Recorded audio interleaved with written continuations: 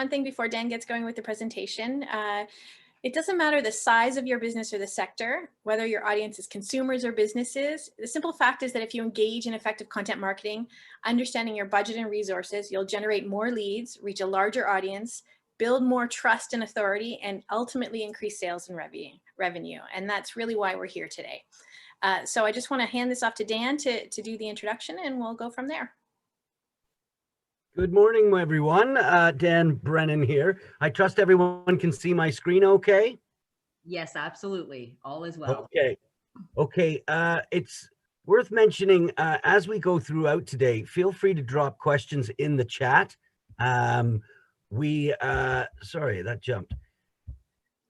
We want to answer questions as they come up so they're relevant to the section that we're working on. And just a little background on us. We are Content Innovo. Content Innovo is Denise's brainchild. She has been a financial journalist and content creator for 20 years and decided in 2015 that the market was right to start her own business. And I was brought in a few years later to help drive the growth of that business. We normally work with financial services firms, professional service firms, public policy houses.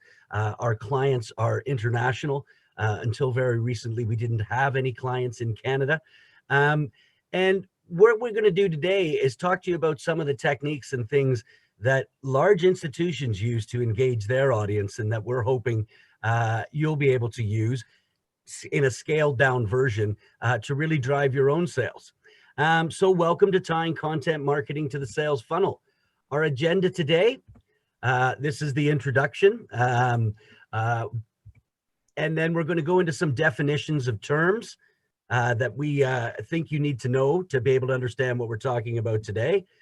We're going to look at different types of content. You'd be surprised by the variety, or maybe you wouldn't. We're going to talk about the importance of having strategy and goals. Every business has an individual goal for their content marketing. And then we're going to do a little bit of a deep dive in what makes content stand out and have a look at ways that you can make your content stand out. And then we're going to talk about the importance of blogging. I think blogging's been around so long that people think it's old hat and it's not a useful tool anymore, but we're going to explain why it is. And then what you really came for, we're going to talk about how content helps increase sales. So let's start with some simple facts about content marketing. 55% of people will search online for reviews and recommendations before making a purchase. The self-education of the audience is what makes content marketing so important. Another thing that people think is old hat these days is email marketing, but every dollar spent on email marketing averages a return of $44. So that is something to consider when you're thinking about the importance of content marketing. And content marketing gets 3 times the leads per dollar spent versus paid search. And that comes from the Content Marketing Institute. We live in an age of banner blindness. So when people see banners and ads, their brains automatically tune them out. What they're looking for is information, hardcore facts, and sometimes to have those hardcore facts delivered in an entertaining way. So let's move on to some of our definitions so we all understand and are on the same page as we go. So what is content marketing? It's quite simple. Content marketing is a strategic marketing approach focused on creating and distributing value, relevant and consistent information to attract and retain a clearly defined audience and ultimately drive customer action. Sounds pretty fancy, but I want you to know this, content marketing isn't new. Businesses of all sizes and shapes have been using content marketing.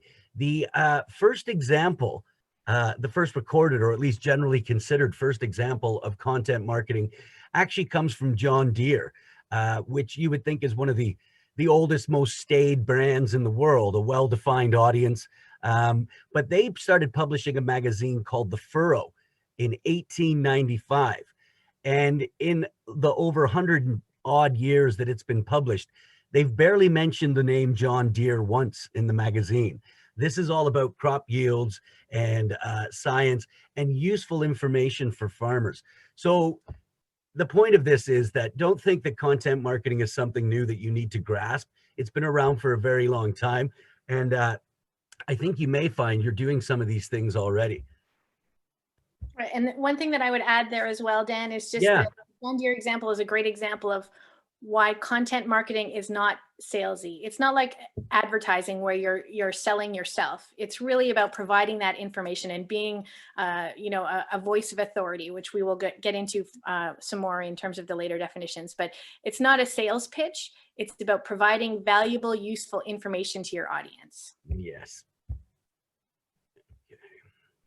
So the sales funnel, it's in the title of this, so we should probably explain what that is. I'm imagining most people are kind of familiar with this concept, that you cast a wide net, you create awareness, you create interest, decision, and action. I just wanted to show you this to you now because we will be coming back to it to tie it all together at the end. If you go to the the Content Marketing Institute, they will tell you that the sales funnel is dead and that content marketing has replaced it. And their idea is basically that content marketing provides more of a spider web, that your content marketing sits in the middle and can be spread out. But I think this idea here, this concept of casting a wide net and then analyzing how you get a smaller number of those people actually through the funnel is still quite relevant for what we're talking about. Customer life cycle. So this is a term that's going to be very important to your approach to content marketing, because your customers, your audience, they exist in different parts of the life cycle. So if we have a look at this, you'll see some of the terms that you saw on the sales funnel. So awareness, research, consideration, okay? Through content marketing, you can design a program to speak to people where they are in the customer life cycle. So you would have a different message for someone who is looking at awareness as you would someone buying or the satisfaction of the customer. And we will talk, I want you to keep this in mind because we're going to talk about these different things and what you can do to reach at each stage and how you can recognize what stage you're at. So SEO and SERPs. I'm going to hand over to Denise to talk about this one. All right, so SEO is a term that you may have heard of. Basically, it just means search engine optimization. So Dan, if you could bring up those definitions. Yeah. Right. And here we have this SEO pyramid. So it just kind of lets you know how you can get better search engine optimization. And by search engine optimization, we just mean making sure that you're being found by search engines like Google and Bing and DuckDuckGo and so on. Just making sure that when you're creating content, whether that be a blog or a video or just a post on social media, that you're doing it in a way that makes it more likely for Google to find you and for you to appear highly in the rankings on Google pages. And then if you can pull up the SERPs. Right, so search engine results pages. So SERPs are basically just where you rank on the page on Google. It's how Google responds to a user's search query in order to rank things on their search pages. And we'll be coming back to the SEO pyramid. But one thing that I just wanted to say about it is that the base is the most important piece of that. And the top is the least important. Obviously, there's, it depends on what your primary marketing and sales tool is. But from an SEO perspective, solely from an SEO perspective, content quality and accessibility is the most critical thing to where you rank, where you appear in the rankings. All right. Next slide. Yep. All right, we're going to talk about keywords. What are keywords? I mean, I'm sure everyone has heard the term keywords, but a keyword is not necessarily a word. It can be a word or a phrase. And when you're thinking about keywords, you have to think about how people search for things. So best restaurants in my area would be one keyword. Best takeout would be one keyword. So 5 best takeout places in Hamilton, that would be one keyword. So when you're thinking about keywords, you need to think in terms of how people are searching. Where do I find them?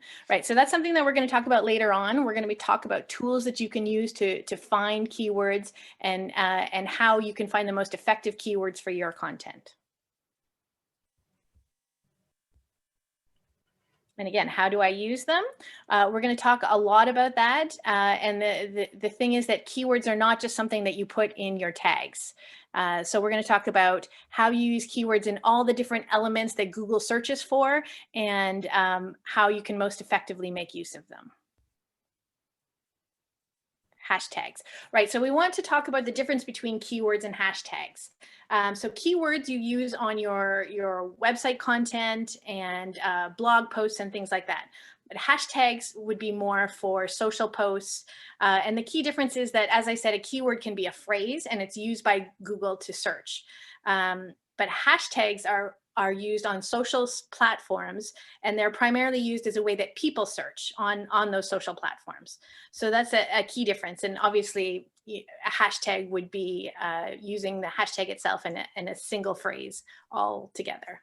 We'll talk some more about that. Cool. Okay, so the end result of your content marketing program should be to position you as the voice of authority in your field. So a voice of authority is to be recognized within your field as a thought leader and the go-to person or business for answers and insight. This is your goal, to be the voice of authority in your category. And you do this, as we'll show you, by engaging with thought leadership and answer to people's questions through your different social channels and content marketing program. So I just wanted to take a sec before we get into our next section here to talk about anchoring bias, which I think Denise would have a better definition of it than I would. Right, so anchoring bias is basically the idea that the first piece of information that people see about a particular subject is the one that they hold on to and go back to the most. So if someone finds you first and finds your content first, they're going to go back to you because they're going to remember you because it's the first thing they saw on that subject.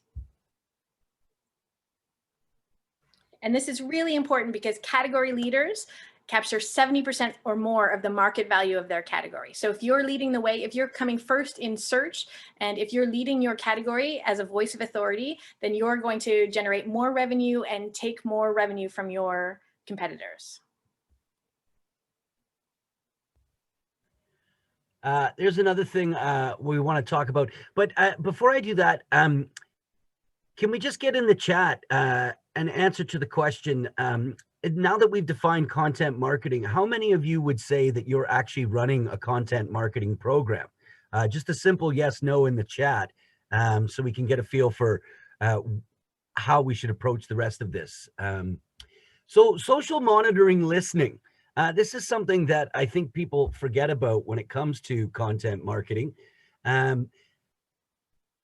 Social monitoring is taking your keywords and your hashtags and going on to Twitter, going on to Facebook, and using the search function to see what people are saying about your keywords. This creates a great deal of opportunity for your business. And it also helps you if people are out there saying nasty things about your business or good things about your business. Right. And then social those are the reasons to why I do it. And here's the best part about it. It's free. You've already got those social media channels on your smartphone device. So it doesn't cost you anything to look around on social media and see what's being said. Sorry, Denise, I thought you wanted to add something there. Yes, just the difference between social monitoring and social listening. So as Dan said, social monitoring is really paying attention to your different social channels, seeing what people are saying about you, about your competitors, about your business area, and just using that to drive how you create content and what kind of content you create going forward. Social listening, on the other hand, would be using tools to monitor what's happening in the marketplace. So using a tool to get an idea of what people are paying attention to, what's trending, that kind of thing, and then using that as a tool to drive your content and for content creation. Yes. So we talked about how it helps engagement because you've got your finger on the pulse, and it allows you to tailor your message and products So there is also social listening software out there. You can program or buy access to software that will allow you to do this in an automated fashion. I'm not overly familiar with the different names that are out there. Some of them can be quite cost prohibitive for small businesses, and I wouldn't want to advocate for one over the other, but it is worth having a look at if you're in a position to invest in social monitoring, social listening. Yeah, there's just one thing that I want to add there as well before Dan gets into his wonderful example. Yeah. On the social listening software front, there are apps that you can use for that, but also, as Dan said, there's software that you can put right into your website. So you can add a plugin in WordPress or something like that to do social listening, and that can help you to generate automated content. So it will pull up, you put in a keyword, it will pull up content that's already out there that's related to that keyword, and then you can take that piece of content and make use of it to create your own content. Right, right. Excellent. So you could see our little bag of chips example. If you've ever been to the Atlantic provinces of Canada, you might have seen the Covered Bridge brand. And I want to talk about the hashtag storm chips and how Covered Bridge used this phenomenon to create a new brand and to sell more chips. So about 3 or 4 years ago, a radio announcer by the name of Stephanie Donnet was talking about a big storm rolling in. And if you've ever been in a big storm, you know that you don't go out, you hunker down, you get on your couch. And she talked about the importance of having chips. And she used the term storm chips. Within a day, storm chips was trending on Twitter. And it became a phenomenon. People were talking about what type of chips, what they were doing to last out the storm. It was a particularly nasty winter, and using the storm chips hashtag to make theirs visible to everyone else interested in the subject. So Covered Bridge, through doing a little bit of social monitoring listing, saw this and decided to jump on the bandwagon with a line of chips called Storm Chips, which now, no matter which season, are their biggest seller. So there's a perfect example of how paying attention to what's going on social media could create an opportunity for your business.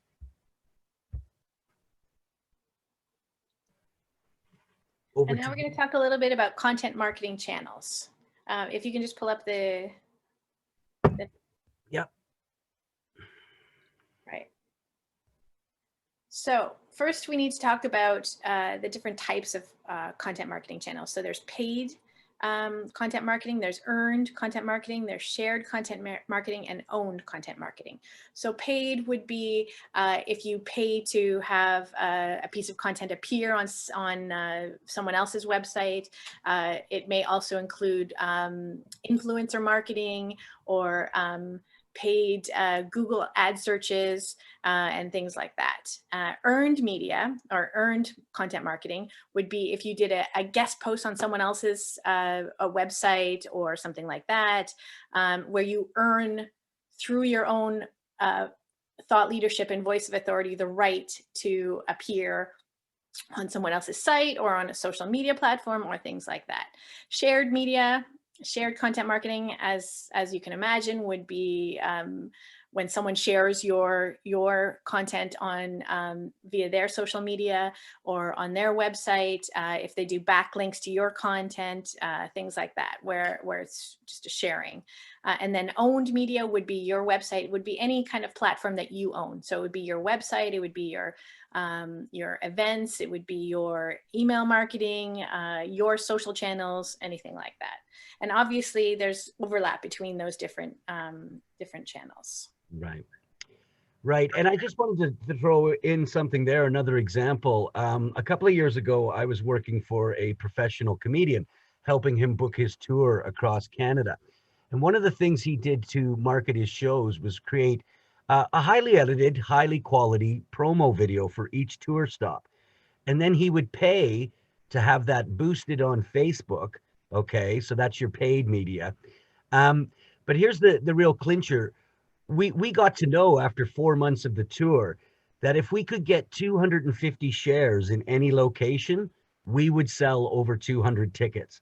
So shared media didn't cost us anything, but that was a real key indicator to us you know, because people will share it and say to a friend, we should go to this, that we were selling our ticket, like tickets would sell well in that marketplace. So yeah, I just wanted to throw that example in.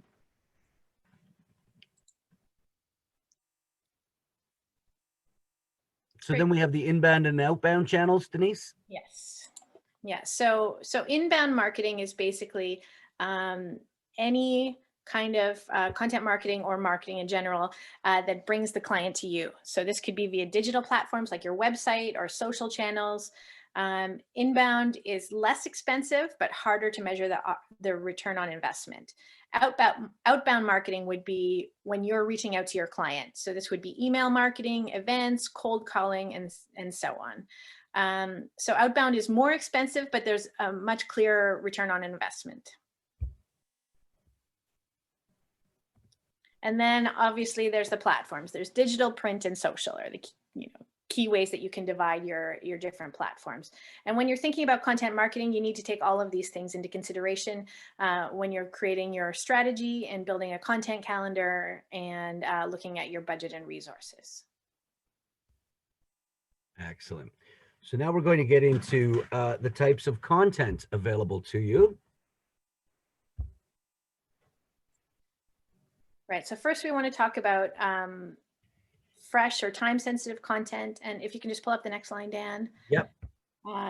Versus evergreen content. So when you're creating a content calendar or thinking about content, you need to think about these two different types of content. So time-sensitive content, that would be when you're responding to something that's happening in your industry, or so you're posting about something that's happening on a larger market perspective, or something that's newsy and fresh and recent. Evergreen content would be content that's always relevant. So industry standards, or resources, or resource guide for clients, or something like that would be evergreen content. Right. And when you're putting together your content strategy, you want to use both of those. So the fresh and time sensitive content, the newsier content, draws people in immediately, and just lets people know that you're really you have your finger on the pulse effectively. But evergreen content is going to be more useful to your audience over the longer term. It's going to be things that are always relevant. And the great thing about evergreen content is that you can reuse it. Yeah. So you can slice and dice it in different ways, and you can just make better use, more effective use of your resources with evergreen content. And just another point on fresh, time-sensitive content, that's something you have to monitor your website for, or your channels for, I should say. We've all driven by a business that had a sign out front that said huge sale December 8th, and it's December 11th.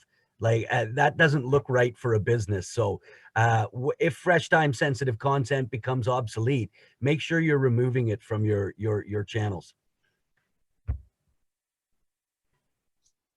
All right, so now we're just going to talk a bit about the different types of content that you can create. So we've got some traditional storytelling. We like to talk about content in terms of storytelling. So you're trying to tell a story to your audience, tell your brand story, or tell a story about what's happening in the industry or something like that. So we've got blogs. And we're going to do a deep dive into blogs later on. We've got the idea of business intelligence or thought leadership. So this is longer form articles. This is where you're really kind of providing information or resources to your audience, or letting them know that you are a thought leader. This goes back to the idea of being a voice of authority. By thought leader, we mean that you're a leader in your industry in terms of what's happening, and you're thinking around important events or things like that. Just letting people know that you're really thinking about the industry, thinking about the business, thinking about the sector, and that you're leading the way in terms of that thinking. And then we've got white papers or research reports. Again, this would be more evergreen content, where you're actually doing a deeper dive into these subjects. It may involve actual research. It may involve conducting a study or something like that, or it may just involve really deep research based on existing materials, or your own background, or your own industry knowledge. and then producing an informed and informative report on that basis. Oh, just one more thing I want to say about white papers and research reports. These don't have to be super long. You can have a white paper that's only 1,200 words, for example. And you can also have a white paper or research report that's 15,000 words. So it really depends on your resources and what you think is going to be most useful to your audience. But these can come in many different forms. All right, and then we get into the multimedia side of things. So this is more the digital side of things. We've got videos and social videos, and just as a bit of a definition, a social video would be a short 1 minute or less video that you create that might be actual video where you're filming yourself. It may also be using an app to create a video, just using like a short script and some pictures that are animated by the app. So it's important to think outside the box when you're thinking about this stuff as well. Denise, may I interrupt for a second? We have a question in our chat. Okay. Yeah.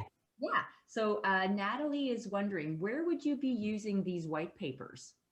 Right. So white papers you would use on your website. If you had, for example, a resource library or something like that, you might use them to reach out to your audience via email marketing. So if you're sending out an email newsletter, you could send that research out to them, and then include, a call to action to bring them to your website. You might use it at events. You might use it just in reaching out in a sales email with your clients. You could just include that to show that you're really thinking about these deep topics that are important to them. So again, all of these types of content you can use in many different ways when you're reaching out to your audience and to your clients. That's great, Denise. Thank you. Natalie, do you have any follow-up? Okay, she says, okay, thanks. Wonderful. Thank you.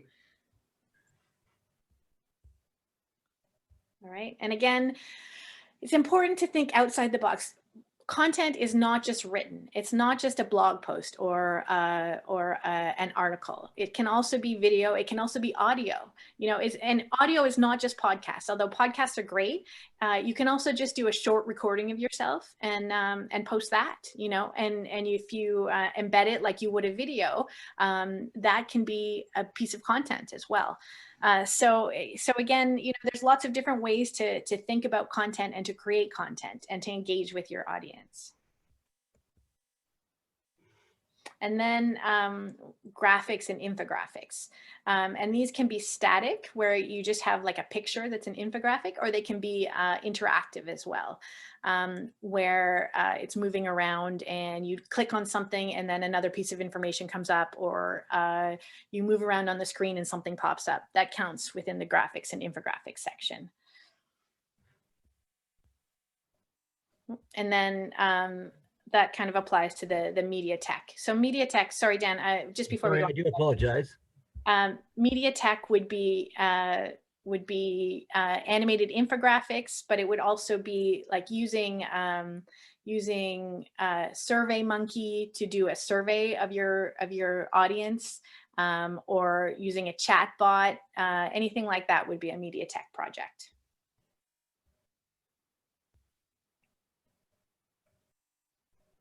So now we're going to move on to strategy and goals.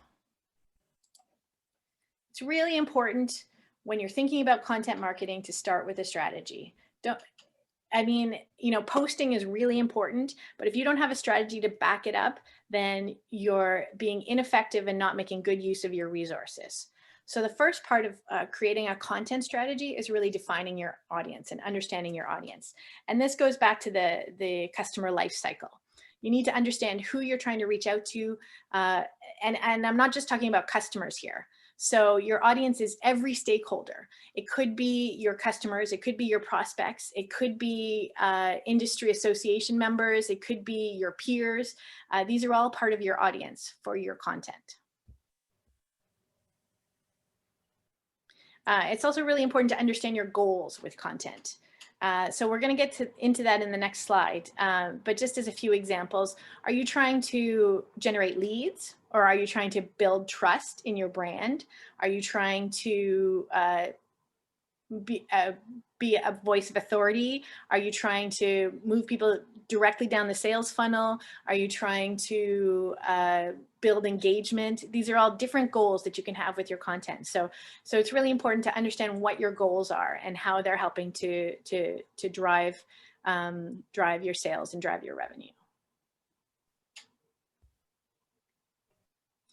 And then it's really important to understand your competitive landscape. When you're thinking about content, knowing what your competitors are doing are going to really help you to understand not just what you should be doing, but also how you can have a competitive advantage in terms of your content. So as an example, if there are keyword tools that we're going to look at that allow you to see what keywords your competitors are using on their website. Now, it may be that you want to use those keywords as well, but it may be that it gives you an idea of how you can use different keywords that they're not using and then capture that part of the audience that they are not addressing.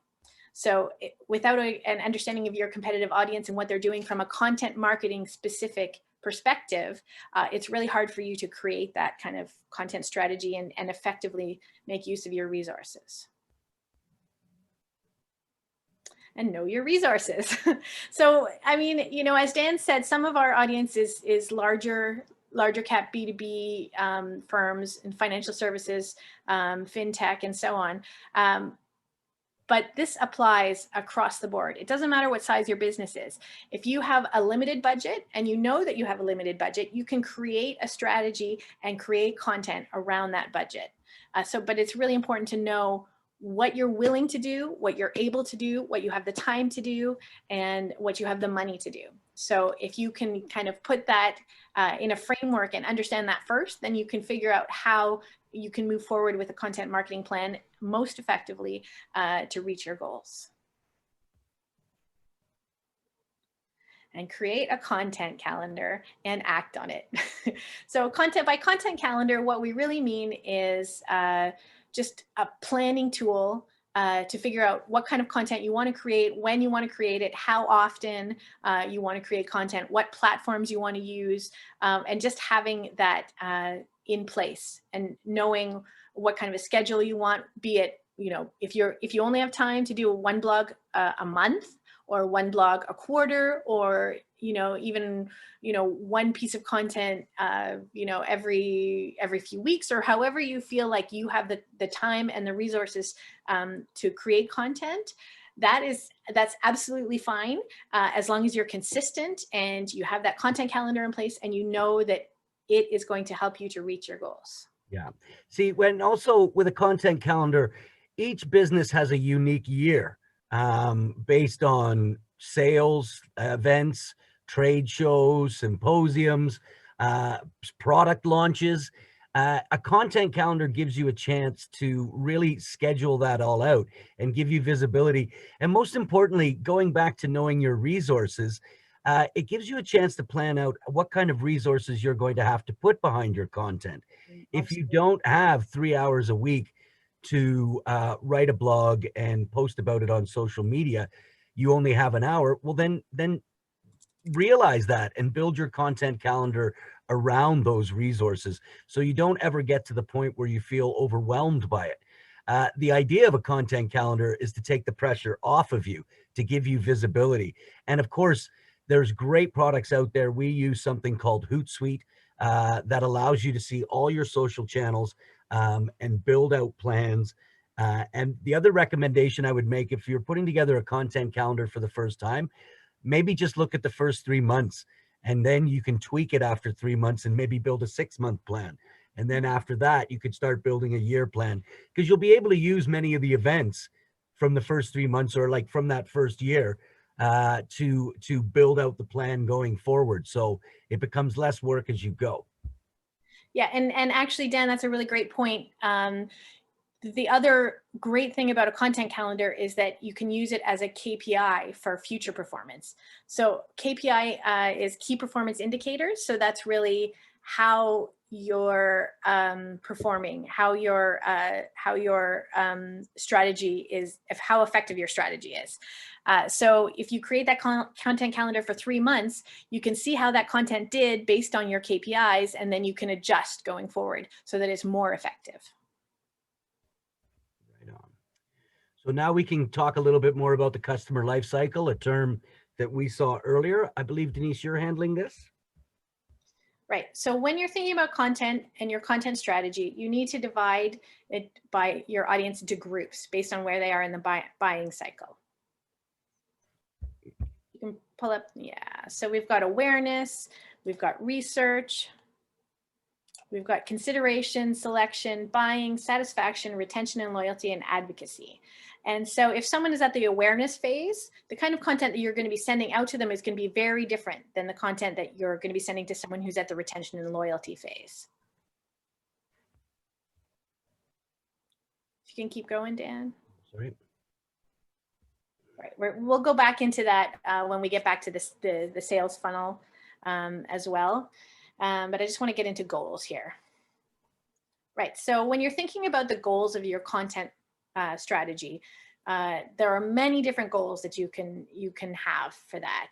But B2B marketers in general report brand awareness, building loyalty and trust, generating leads, all as key wins with content marketing. Right. So creating brand awareness. So this graphic shows key wins rated by B2B marketers for their content programs over the past year. Educating their audience, building leads. These are all really important KPIs for content marketing. Just give people a moment to read through that. Sure, absolutely. Yeah.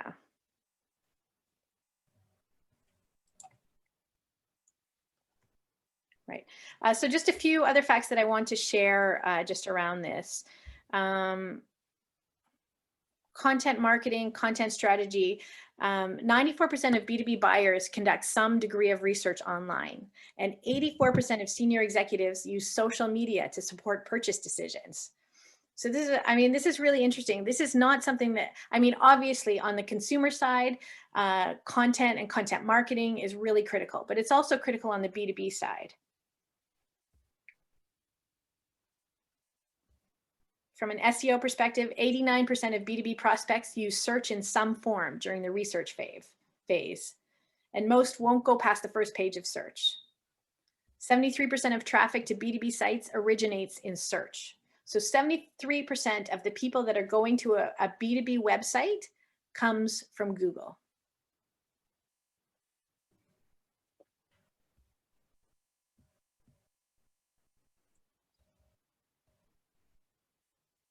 Okay. Uh-huh.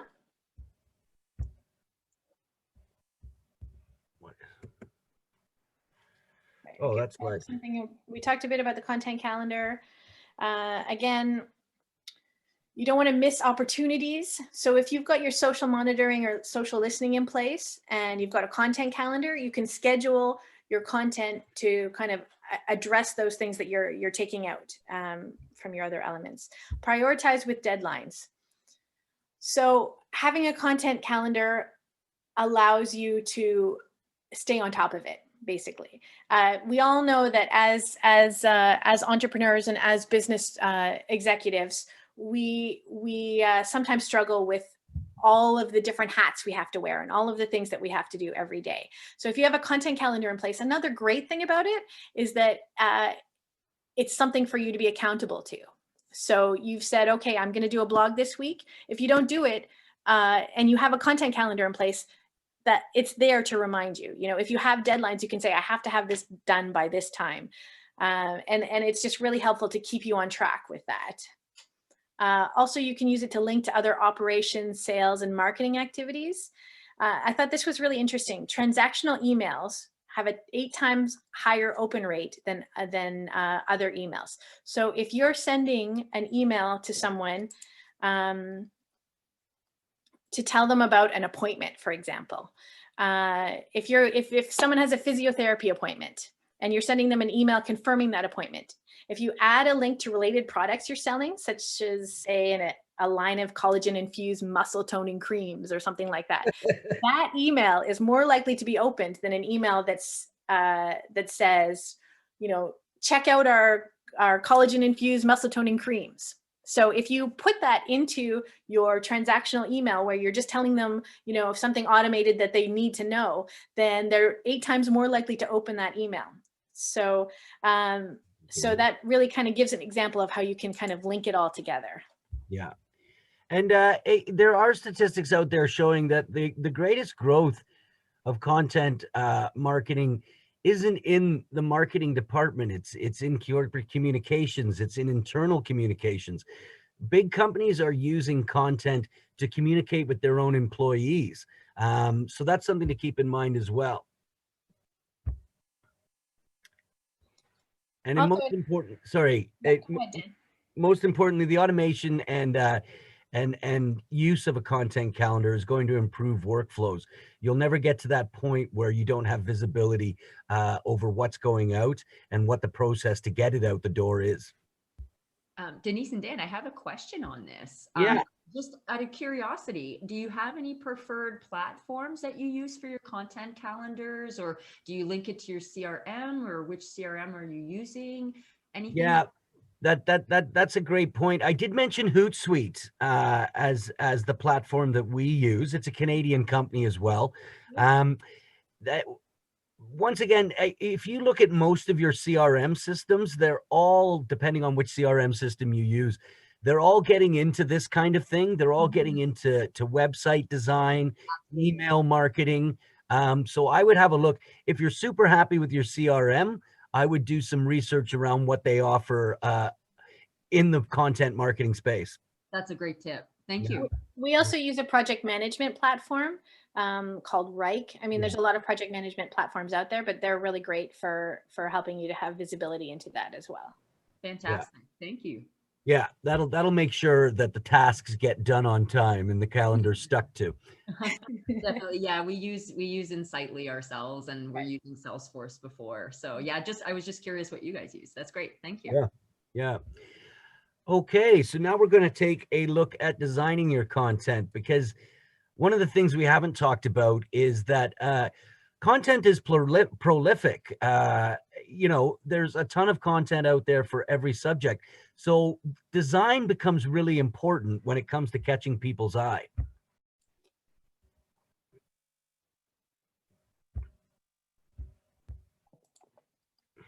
As someone coming out of an arts background, I fully agree with this part. So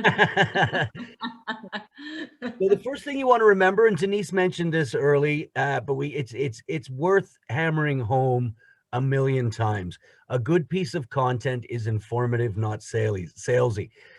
Many years ago, when I was just a lowly salesman selling something called Euromoney research guides, there was something going on in the financial markets whereby all of the bond markets were going online. It was the digitization of the bond markets. So as happens whenever there's a new technology, there was about 4 providers, and I had convinced one of them to take a chapter in our research guide, which the name should have let them know what we were looking for was market research. We were looking of something of value and thought leadership for our audience. In the 600-word chapter that I sold them, they managed to use the company name 225 times. I got in a lot of trouble for that because it was a sales pitch and it was of no use to anyone. So that's something to keep in mind. Your purpose is to sell, and there's a way to do that. We'll talk about that, but in just a minute, actually. But you don't want to beat them over the head with buy now and flash sale and things like that. Yeah. So this is what we're getting into now. When you connect with someone through a piece of content, what do you want them to do next? The answer isn't always you want them to buy right away. I want you to think about the terms and think about your content as little buy-ins. So if you want to give them information, if you want to invite insights, you want to give them a freebie, that's them engaging with you. And you can take little steps, little buy-ins to get to the sale. So this is what we're talking about here. Calls to action are critical. Every piece of content that you design, every piece of content that you put out has to have a call to action. And a call to action is simply, what is the next step? What is it that you want them to do immediately, having engaged with your content? Okay. So the call to action is defined as a device designed to induce an immediate response. The device usually takes the form of an instruction or a directive. So once again, let's say, for example, you are having a sale, you've posted it on your social media. What do you want them to do next? Is it an online store? Then you want them to click on the link to the online store. Is it a physical location? You want them to click a link on on the directions or an RSVP to the sale. Always think about what you want them to do at the end of their engagement with your piece of content. It should inform everything you write. It should inform every bit of your design. And more importantly, a call to action it's really a key way to measure success. If you put out an email marketing campaign and you get 10 responses to that, people inquire further, they click on the call to action, then you can call that a success. That's your way of measuring whether what you did was an effective way of marketing your business. Meet your audience where they are. Denise, do you want to talk this through? Absolutely. Right. So when you're thinking about content, you need to think about the idea that your client or your audience is on different platforms at different times, and they reach out to the digital world in different ways. So you need to be where they are when they are. So when you're producing content and when you're sending out content, you need to engage with them where they're at. So that may be on social channels, that may be through Google search, that may be through email marketing. But the important thing is to understand your audience, as we went through before, and understand where they are searching, where they are at in the digital world, and be there. Right. And as we talked about before, you need to write to your audience based on where they are in the sales funnel or the customer life cycle.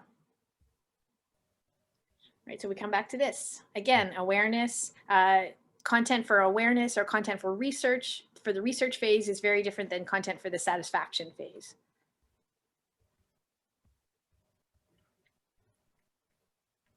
Okay, so this is where we start to tie everything back together.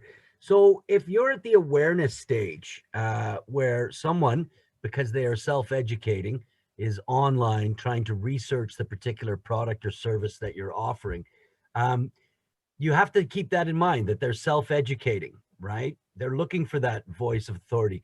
This is where your thought leadership comes in, because that's what they're looking for, a trusted source of information. So then they enter the research and consideration phase. Okay. So how are you going to engage with them in this section? Customer reviews and testimonials. They will go straight to hearing from people. This is advocacy. And we will talk a little bit later about how to build an advocacy program and how your clients can be a great source of content for you. And then they're going to visit your website. So if you have content that's out of date, if you have links that don't work, you're not building that trust to make yourself a voice of authority. And it gives you an opportunity to isolate and handle objections. Say, for example, you have a live chat on your website. Someone can fire across a question right away. You can isolate that question, find out if it's the only reason why they didn't purchase, and you can handle those objections. Maybe something hasn't been clear. Maybe they're confusing you with another product.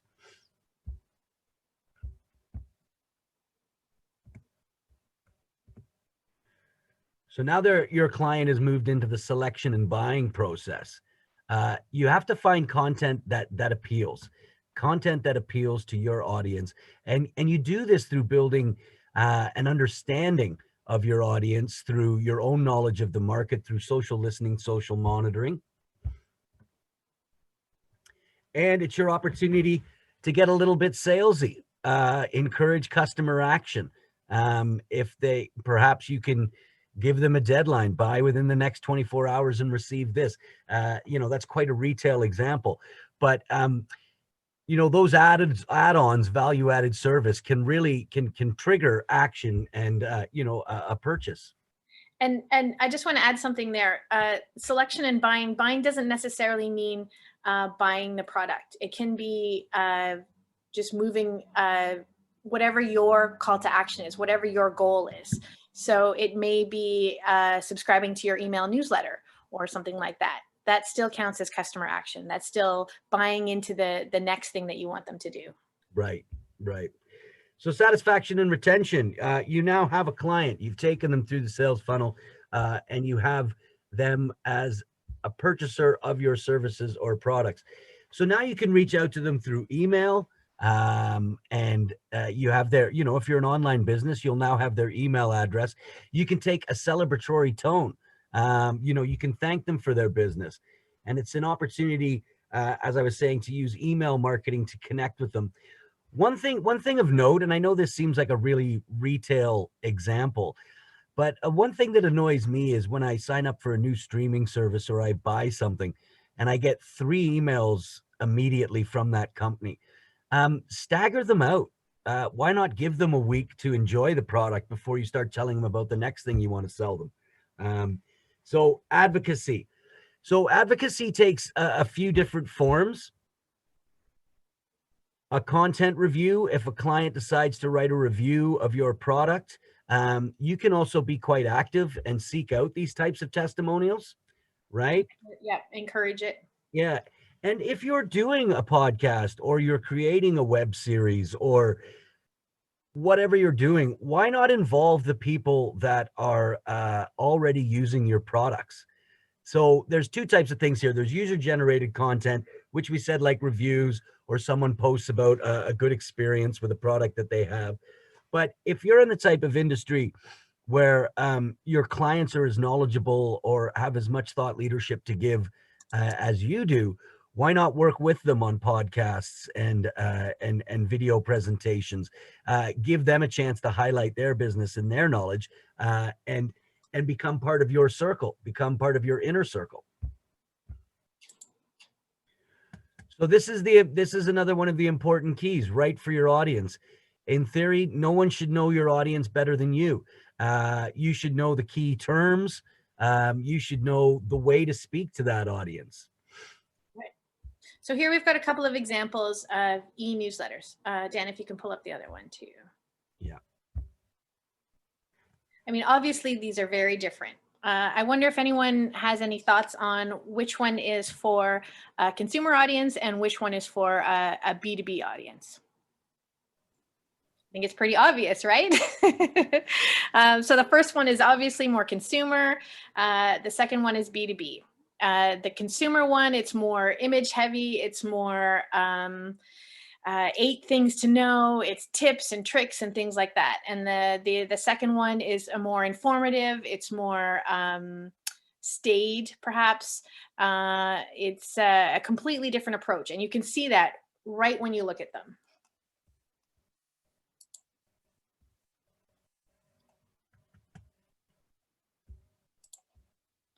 And the next thing that we want to say is just connect, connect, connect. Content is about connecting. So I wanted to bring up these 2 examples just to show you different ways that you can connect. This goes back to the calls to action as well. If we look at the first piece of content here, you can see there's all kinds of links within that article. This is a great opportunity to create different links to other websites, to encourage them to link back to your content. There's also all kinds of different ways for them to get back to you, to connect to you. And then in the second example, we again have links, internal links to other content on the website. We've got ways to subscribe. We've got connection to social channels. All of these things are easy things that you can automatically put in your content. That is another way for you to connect with your audience and for them to connect with other parts of your content as well. Right, we want to talk a little bit about best practices as well. Respect the algorithm. All right, so again, we talked a bit about keywords. We're going to talk more about this when we get into the blog section, but search is critical here. Search is really critical, and you have to understand how Google searches things. So a few points on that. It's really important to have a website that is designed with the Google algorithms in mind. So use a website designer, make sure that they are, respected, that you've reviewed them, and that you know that they understand what they're doing, because a lot of this can be automated into your system, but also be aware of the different elements that Google is thinking about. And if you don't have the time to do that, then find someone that can help you with that. As part of your content strategy, you can just automatically be thinking about these things. You can think about SEO. You can think about keywords. You can make sure that you're using them effectively. Make sure that you're putting keywords in the right place in your content, that you're using an SEO system in your content management system. Respect the algorithm. Okay, so this is a little bit of fun. I'm hoping we can get people to respond to this question. How many hashtags, characters or hashtags per post? Okay, so there you see the Instagram logo, very recognizable. If you just want to put in the chat how many characters you think the caption on an Instagram post should be, I will reveal what the research has to say. And this is not the limit. This is what is the ideal amount to engage most effectively. Indeed. And Denise, can you monitor that? Because I can't see the chat. Yep. So we've got 5 tags. Okay. Just the characters at this point. So we've got someone saying 3 to 4 max hashtags. So we're looking for characters. So that's like, but you know, if everybody's interested in hashtags, I don't mind speaking to it. We have a suggestion of 400 characters. 400 characters. Okay. But let me just say about hashtags. One of the things that's really important is to research this on a quarterly basis, because every year Instagram does their big annual conference and they talk about how they're changing the algorithm. So it is worth keeping an eye on this. These are not set in stone. They do change. So on Instagram, when it comes to hashtags, a lot of people think the limit is 30, like that's the maximum they'll allow. That's not really true. But ideally, you want to be using 3 hashtags. I think people get confused and they think I have to be as specific as possible, but sometimes you can confuse the algorithm by throwing too much in there. Any more feedback on the amount of characters for an Instagram post? We have 50 characters. Well, we're somewhere in the middle. The latest research says 138 to 150 characters. So I think we can stress how you have to be concise. Thoughts on Twitter? How many characters in a post for Twitter? The hashtag information I shared about IG is pretty similar to how you would use Twitter. 140. Well, that used to be the limit of characters, but the ideal length is 71 to 100 characters for something on Twitter. And that includes all your links and everything. I'm assuming this is a business. Sorry? And all the spaces. And all the spaces, yes. Shall we do LinkedIn? Who's got a thought on LinkedIn? Or sorry, let's do Facebook first, because that's the logo that came up. Well, maybe I'm belaboring my point here, but with Facebook, you're allowed 40 to 80 characters, okay? And Janice is going to share a resource in the chat, which has much more detail on this, but I just wanted to use Facebook as an example. If your post on Facebook is between 40 and 80 characters, you get 86% more engagement with the audience. So that shows the importance of being really, really brief. And then you have LinkedIn, the business to business website, platform. that you're allowed 50 to 100 characters. So I think by now Denise has shared a link in the chat. If you have a look through there, it talks about these 4 platforms and it goes way deeper into the links. So your call to action link, you'll get information in that link about how long that should be. You'll get information on how long title should be, and it'll give you a really good sense of how to write. There are rules. If you stay within the rules, it makes writing so much easier. There's another thing that I want just to add to this as well, just in terms of the social platforms.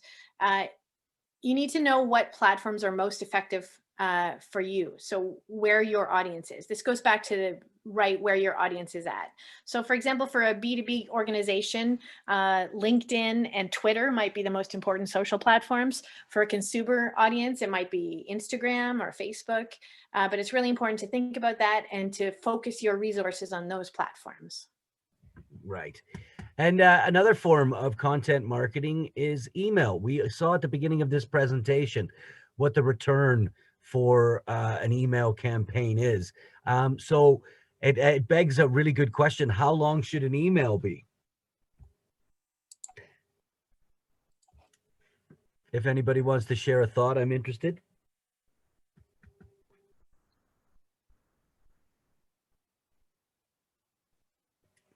So it's 200 words, no more than 200 words. There is different research out there on this. Some people look at it by lines, how many lines your email should be. But when it's all said and done, 200 words is probably the best measure of how long an email should be. An email newsletter would be different. You can make your subjects, because you can have multiple subjects on an email newsletter. So each of those could be 200 words with a clear call to action at the end. 200 words doesn't give you a lot of time to say what you need to, but I cannot stress enough, do not stick to 200 words if it sacrifices clarity. If you're inviting someone to an event, you need to give them all the information about that event to get them to RSVP. So don't sacrifice clarity to fit in within that 200 word limit.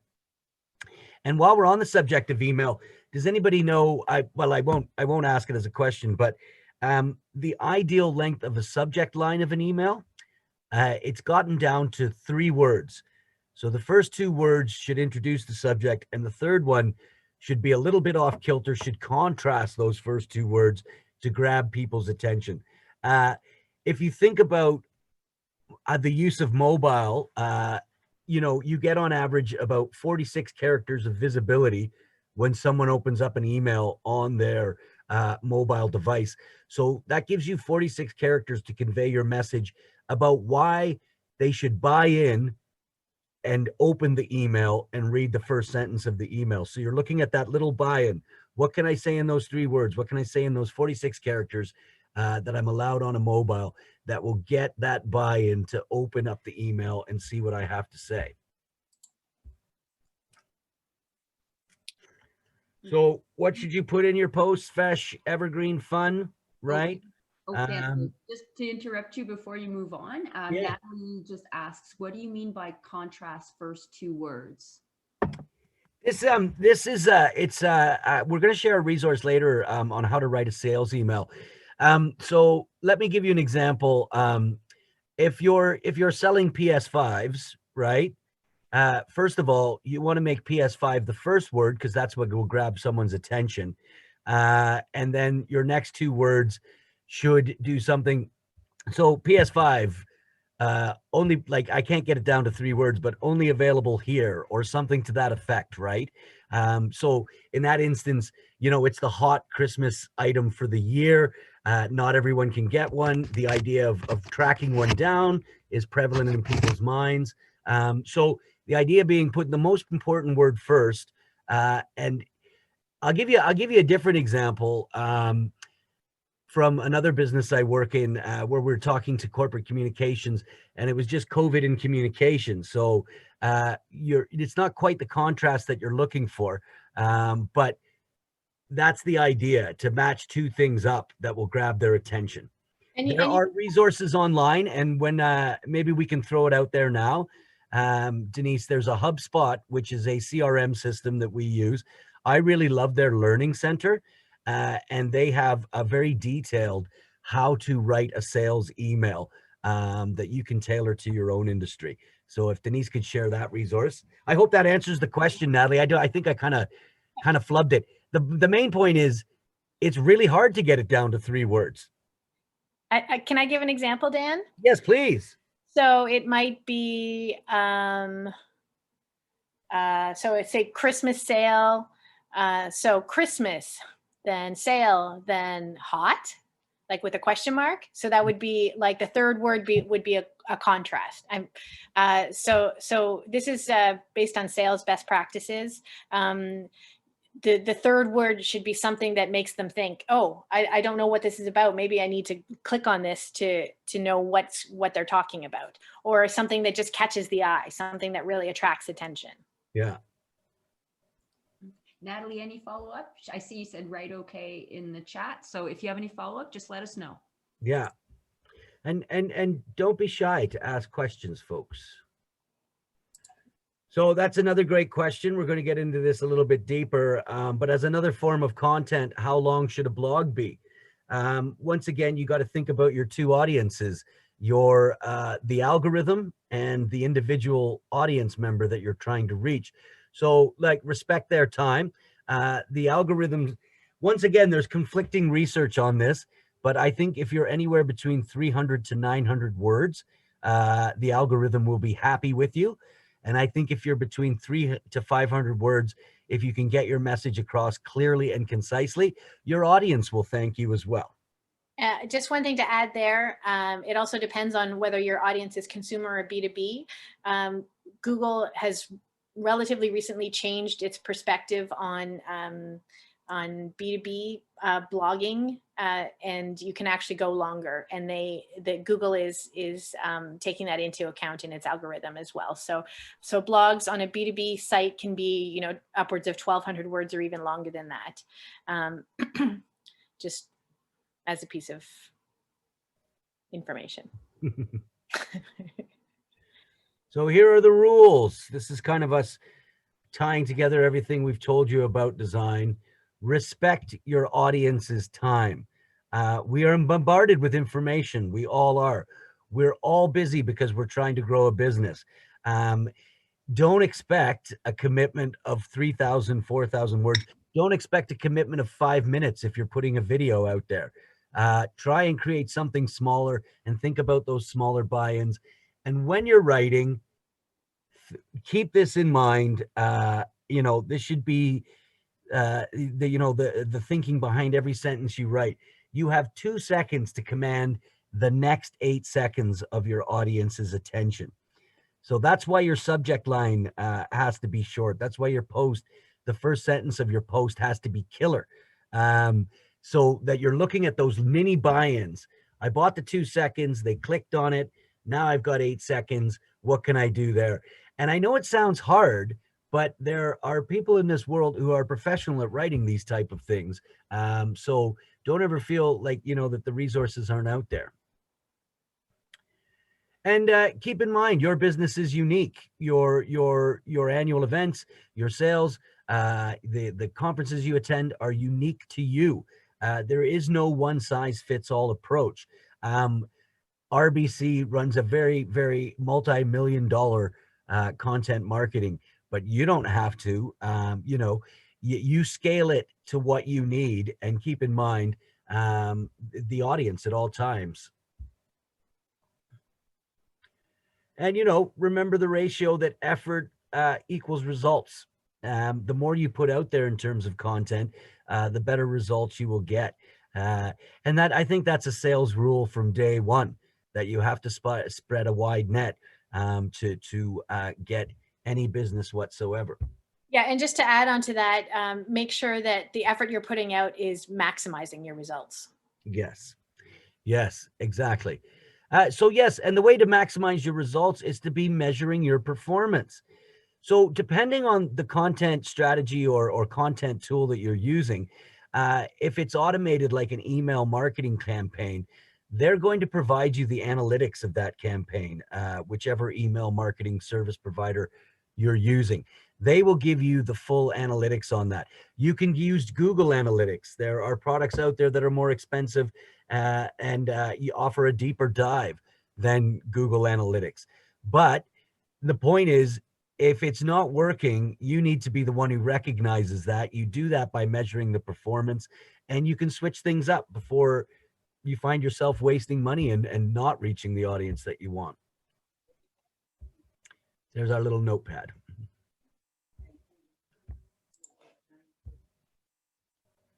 Over to you, Denise.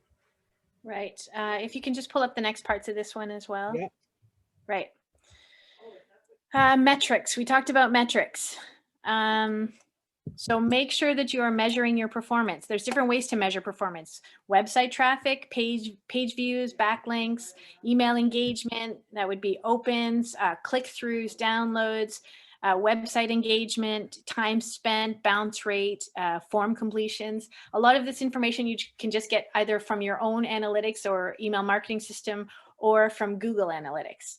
But just make sure that you are measuring these things. Make sure you know what you want your KPIs to be and that you are measuring them. And then we've got conversions, traffic to subscribers, leads to sales, that kind of thing. And then if you're more on the social side of things, if you're doing social selling, social media analytics, time spent, etc., email subscriber numbers, search rankings, qualified lead metrics, mentions, media coverage.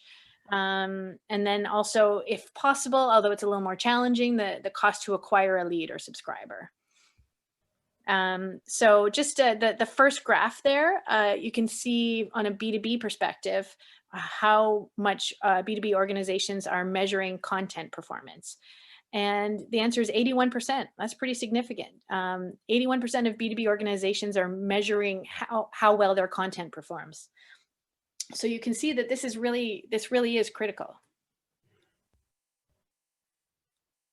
If you want to move on to the next slide, Dan. Mm-hmm.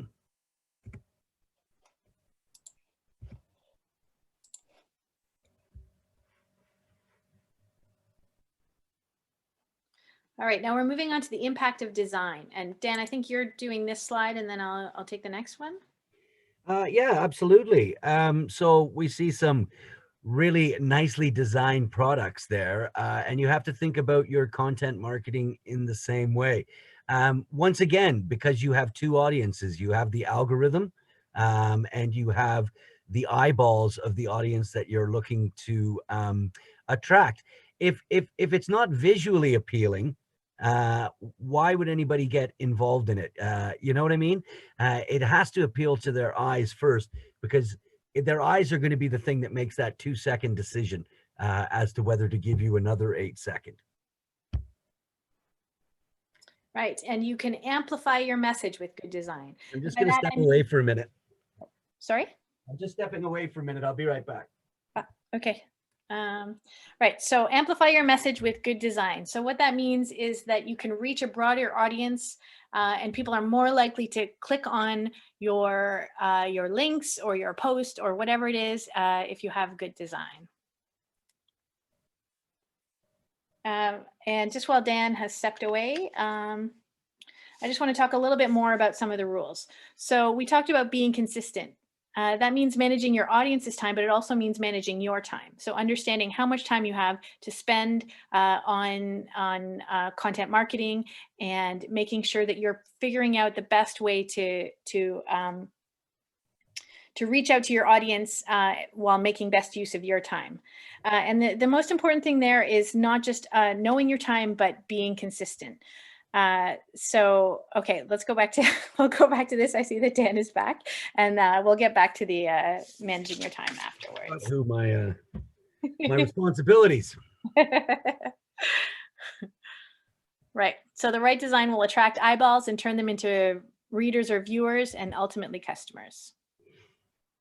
Also, a really important point here is to find a niche, to understand where you can stand out. That may be, just one piece of your marketplace. So it may be that you turn yourself into a thought leader on one subject matter, and that turns into a way to bring in customers. It doesn't mean that you have to do everything. No one has time to do everything or be everything for everyone. So you have to find out what is most effective for you. Use high quality images. Don't just use Google.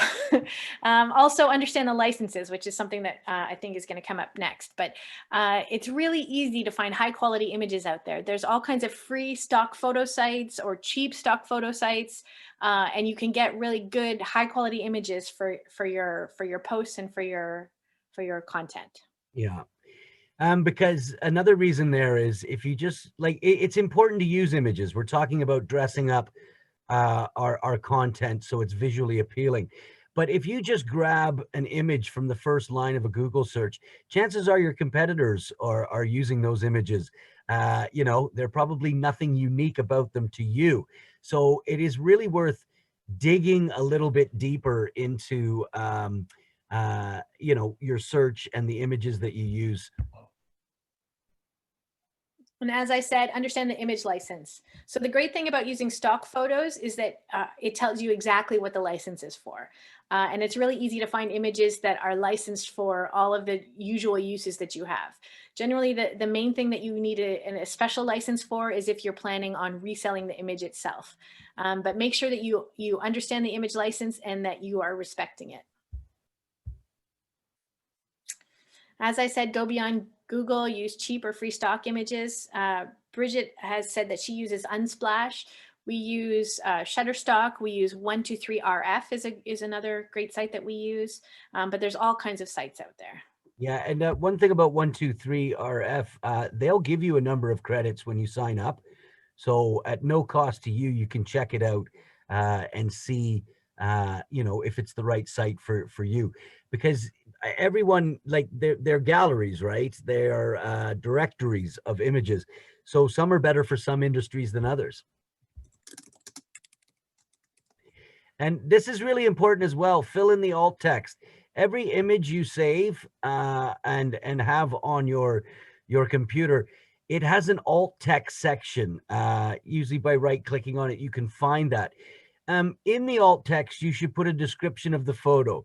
Say, for example, you're running an email marketing campaign. Not everyone's email is set to accept images.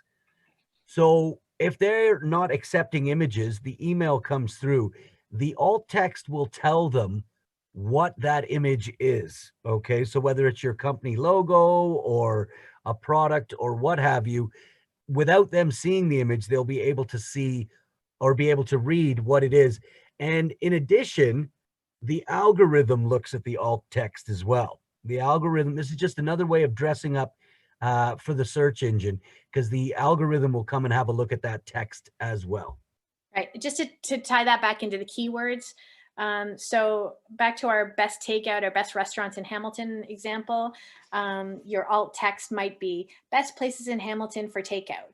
And your image name, your file name for the photo might be besttakeouthamilton.jpg. And so again, you're using that keyword in every single one of these pieces. Use keywords. There you go. I'm sorry, I've been sloppy on the slides today. And apply links. Yeah, so that's just another way of dressing up for the algorithm.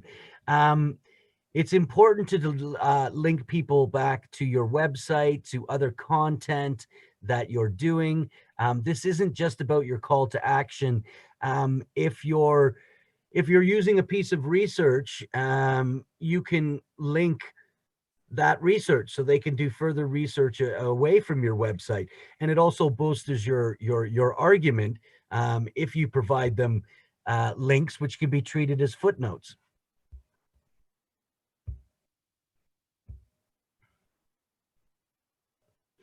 We're moving them down the sales funnel. Right. Okay, so here we have a couple of examples. We have 3 examples. I would love to just get a, feedback from the audience on which one you think is most interesting. Which is the one that you would click on? The beat, the skim, or dogs? The dogs. Yes, the dogs. That's what I would say. They're cute. The images are great. It draws me in. I'm all about the dogs. Yeah. So you can see this is a really great example of how design can really help in terms of driving people to dogs forever. Yes. Dogs forever, but great. Okay, so now we're going to get in. This is worth the price of admission here, right here. I forget how much everyone paid to be here, but let's not cloud the issue. Blogs are essential. Okay, if you could only do one piece of marketing, one piece of content marketing, it should be your blog. Once again, it's those two audiences. The algorithm, when it comes to your website, that's the first thing that it looks for. And secondly, the audience that you're trying to create yourself as a voice of authority in. They want to see your blog because that's where you get a chance to tell them how much you know. And you be able to give them information and attach those freebies and everything else. The other reason why, if you could only do one thing, it would be a blog, is that you can build a social media plan out from the blog. You can take snippets of the blog and use that in your social media to grow, to attract attention to the blog. So taking it back a step, what is a blog? It Right. can be many things. Yeah. Yes, it can be many things, as Dan said, but usually it's short. Again, as I said, this is less relevant to the B2B audience. It can be somewhat longer, but 250 to 500 words is a great word length to think of when you're thinking about blogs. Again, audience attention spans is rapidly declining. People expect to spend 2 minutes reading something. So think about that when you're creating your content. You don't have to spend a ton of time on it. You can create these blogs. You can create these short snippets of content relatively easily and quickly, and just get them out there. It's the same thing a news feed does when they put out 2 sentences of the story and then invite you to read more about it. They're looking to attract your attention.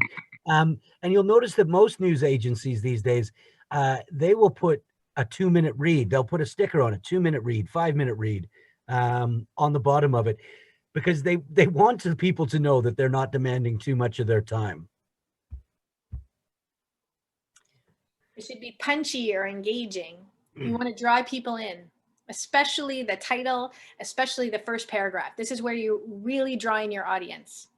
You need to make it, you can make it conversational in tone. It should be a bite-sized piece of content that readers can digest quickly. Again, as we've said, attention span. It's all about attention span.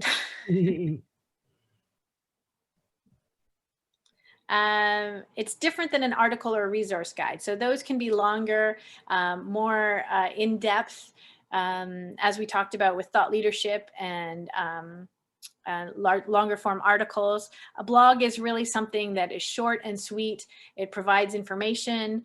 It can be newsy. It may be your newsy piece of information rather than your evergreen content, but it also must add value to your audience. You have to have a unique viewpoint or angle that you can provide on industry topics, as an example.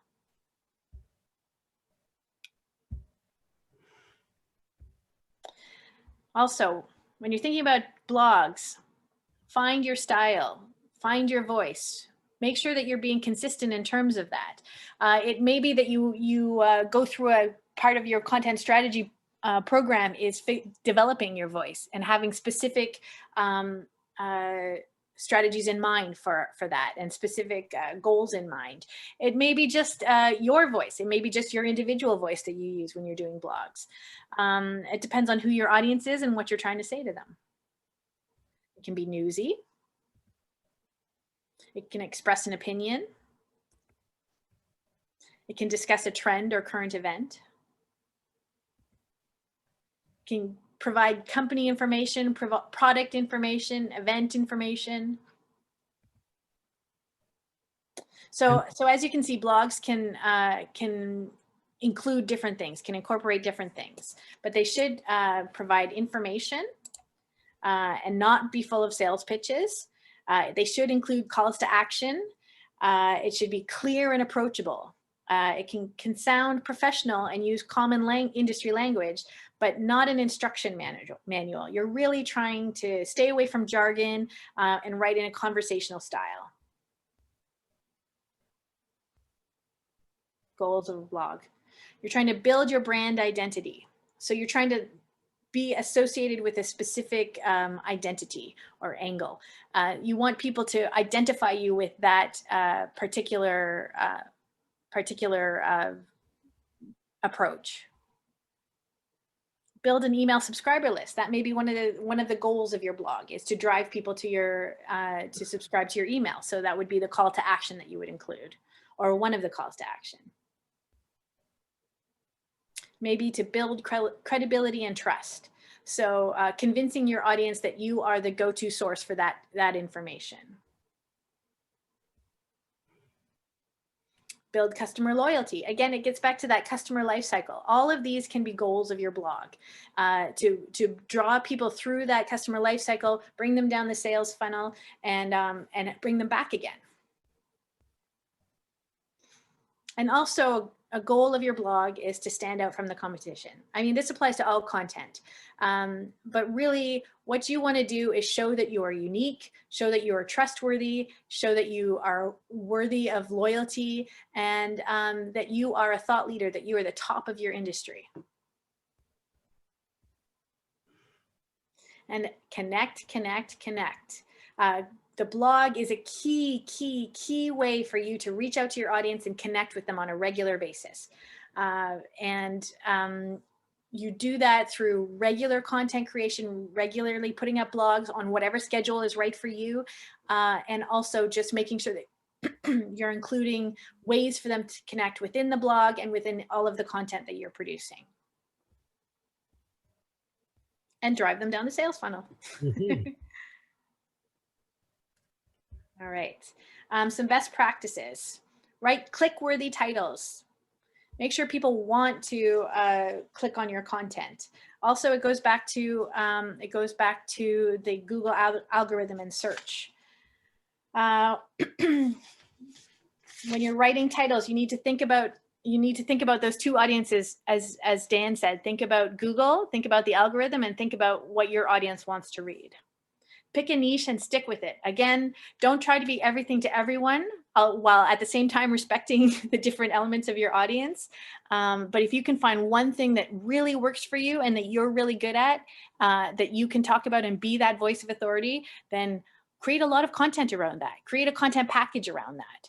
And just make it clear that you are focused on this, that you are the leader in this, and that you are doing it right. Yeah. And, you know, in terms of the sales funnel, picking a niche is an opportunity to take that little buy-in. They accept you as the voice authority on that niche. So now you can open up to the wider world of what your company does.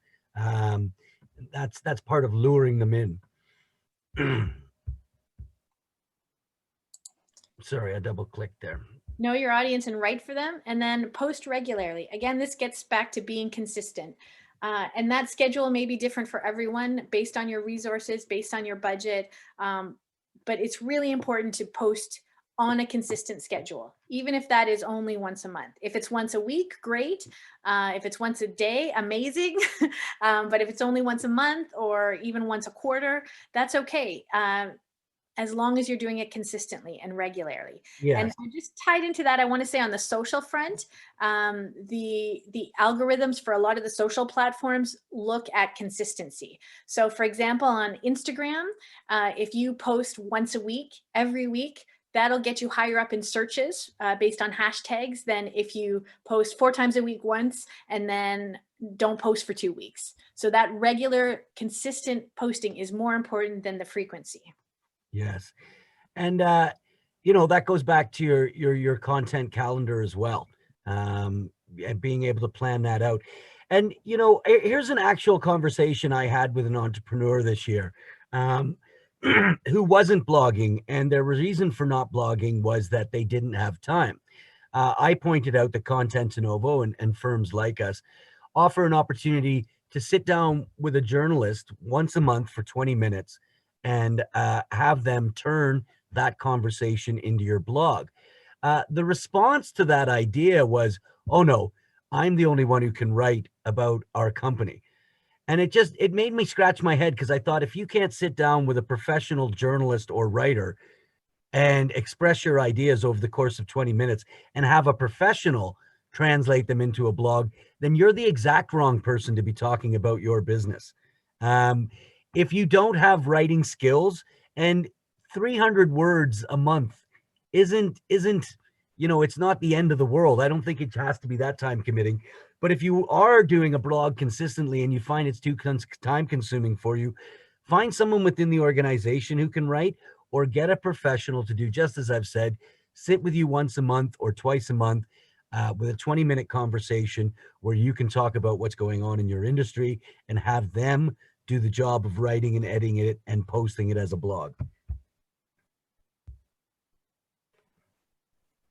Promote your blog and encourage engagement. So this goes back to the shared channels and what we've been saying about connecting and so on.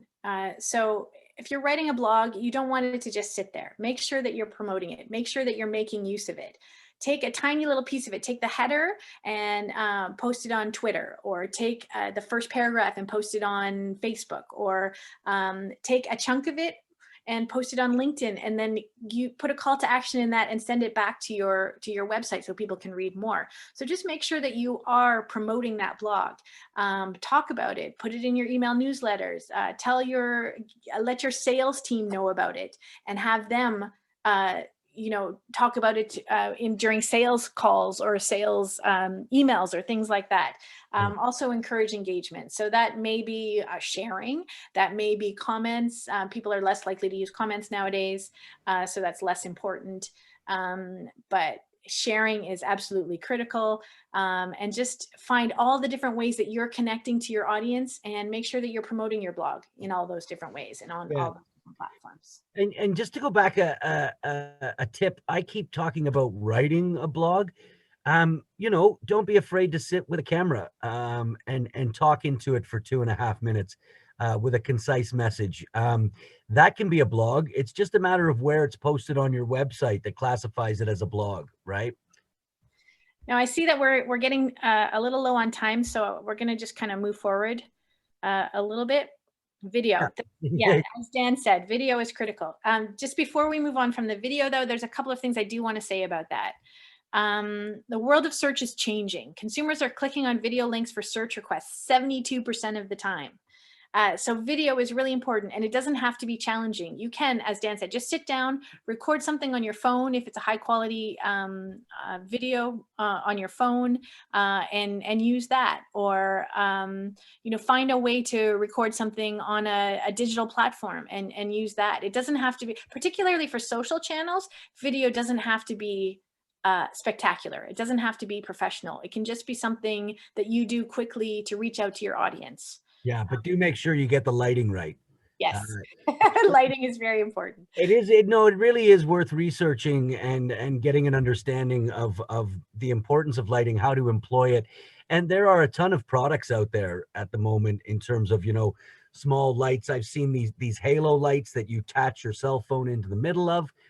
So, even though it's less important, there's no reason why you shouldn't be able to look spectacular on video.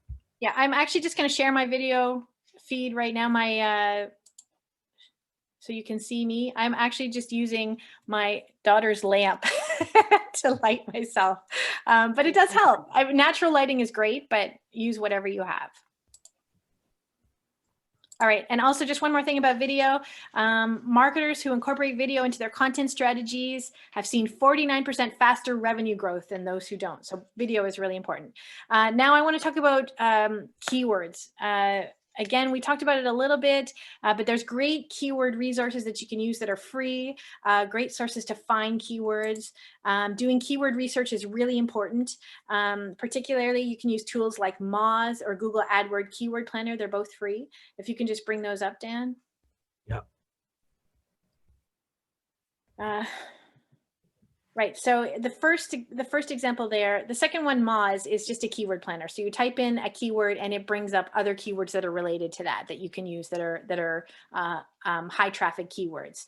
But I love the Google AdWord Keyword Planner. If you don't know about this, you can search for keywords not just based on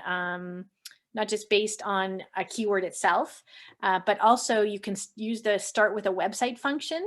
And here, this is great for competitive analysis. As I was talking about before, you just put in the URL that you want, and you can either search based on the whole website or based on just that page and find out what keywords they are using. And when you're thinking about keywords, the important thing is to search for low competition, high traffic keywords. So when you use the Google AdWord Keyword Planner, it tells you what the competition is, like how many other people or organizations are using that keyword, and it also tells you the traffic. So if you can find high traffic keywords that are low competition, that gives you the best opportunity to pull in readers, to pull in an audience. Also, make sure you're putting your keyword. This is critical from an SEO perspective. Put your keyword in your title, in your first paragraph, in your meta description, less important, and in your URL. So back to our example of the best takeout restaurants, the title might be 5 best takeout places in Hamilton. The image alt text might be best takeout places Hamilton. The image file name, best takeout Hamilton.jpg. The URL, 5 best takeout places Hamilton. So URLs, you don't have to use all the small words. You can just use the important words. But as you can see in all of those things, we use best takeout places or some of our keywords. Add blog tags. Again, that goes back to your content management system. Sorry, I'm kind of rushing through stuff because I'm aware of our time. You're fine. The recording won't stop. We're good. Okay. So blog tags would be like on your website. You know how you put your keywords and your tags in of all the content that you regularly post, which helps you to break down the content into different kind of areas. So blog tags are a way for you to tag that content so that all of those pieces of content that are the same are linked together. So if someone does a search on your website for say takeout in our example, then all the content that's been tagged with takeout will come up in that search. So it's a way to bring that together. Also, we use it on our website for our resource library as an easy way for us to tag content into either blogs or resources. And then it just gets separated into those 2 buckets on our website. Add links, another best practice. Links are really critical, and that means both inbound and outbound links. So links to other content on your website, make sure you're including those in your content, in your blogs, in any other content that you're doing, because it helps drive traffic to those other pieces of content, and also externally. And when I say externally, the one thing I want to point out here is that this may mean links to peer content. So if you have like a competitor who's written something interesting, then you may link to it, but it's more likely to be content that is industry related. So for example, if you are in the automotive industry, it might be something either related to your suppliers, linking to one of your suppliers, or it may be an industry association piece of research or something like that. So just bear in mind when you're doing links or also citing other content, although it's okay and it's good practice to cite peers to a certain extent, you don't want to make them look like the expert. So keep that in mind when you're doing links and when you're citing content. All right, so now we get back to this SEO pyramid. The most important thing from an SEO perspective is content quality and accessibility. And this ties back to the website design and making sure that it's accessible to readers, but also to search. Let me see. Right. So the base is the most important thing. That's what you should be focusing most of your time on: content quality and accessibility. And then keyword research and targeting is really important, and link building. And then social is less important. Now, I want to stress again that this is coming from an SEO perspective. So if you're a social seller, this doesn't apply to you. It does to some extent, but the idea of social being the least important obviously is not how it would work. Just a couple comments on social selling. Research by IDC has found that 94% of B2B buyers conduct some degree of research online. 84% of senior executives use social media to support purchase decisions. Sales KPIs, so quota attainment, renewal rates, forecast accuracy, are all better when sales reps use social media. So that's something to keep in mind when you're thinking about your social presence and your social platform as well. And then on the SEO front, I also wanted to mention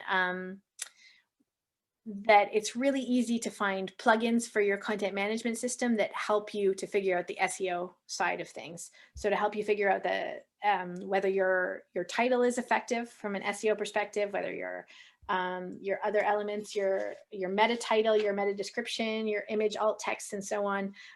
So there's solutions such as there's plugins for WordPress that you can use that just help you figure out how effective your SEO treatment is of your content. Next. Dan? Sorry, I couldn't tell by your inflection.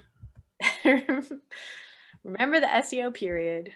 And now we're bringing it all together. Good content drives sales. Okay, so we talked about our sales funnel.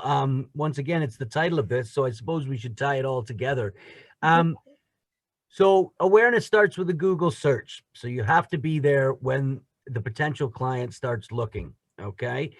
Your interest. Your content is going to pique their interest. It's going to create that sense that you're the voice of authority and that they should be doing business with you. The purchase decision comes along. If you're automated, if you're doing blogs and you have your calls to action, if you're doing email newsletters or a social media campaign, you should have your call to action set so that they can make that purchase decision, whether that's a mini buy-in or the actual purchase of an item from you. And then you can cycle back to interest once they've made the purchase, because your content, your design stands out. So now you can reconnect with them once they've made a purchase. Perhaps because you've been pushing your niche, they're not aware of everything that you do in that particular industry. So once they've made the purchase, you're able to use your content to re-engage them. Once again, if it's an online business, you're going to have their email address. You can start an email marketing campaign based on the fact that they've already bought from you. So remember your goals, your brand awareness, your lead generation when you get to the awareness stage. Interest, this could be product videos, seminars, education, more content to pique their interest. And then the purchase decision, that's your call to action on emails, blogs, your website, and on all your social media channels. You're getting those mini buy-ins. You've bought the two, they've given you the 8 seconds. So now you're going to click on your call to action. So now what? They've made the purchase. You can re-engage with a thank you email and invite to an event or sales event. You've got the opportunity now, because you're connected and engaged with them, to bring them into your wider world and turn them into a long-term client or customer. And remember, it goes back to goals. Yeah. And that, don't worry about scribbling all of this down. We are going to make this presentation available to everyone. Find new customers and keep existing one. The top 3 methods for lead generation, including email, are email, event, and content marketing. These are top lead generation improvement strategies used by marketers. Inbound, which we discussed, company website, optimizing for SEO, outbound, email marketing, What did you mean by it takes 5 to 6 times? You have to click again for the rest of it to show up. Oh, sorry. As much effort to acquire a new customer as retaining an existing customer. Yeah. We're just trying to build mystery. Yeah. Right. So email delivers the highest ROI for marketers. This is really, really critical for lead gen. Yeah. So you can see there the different types.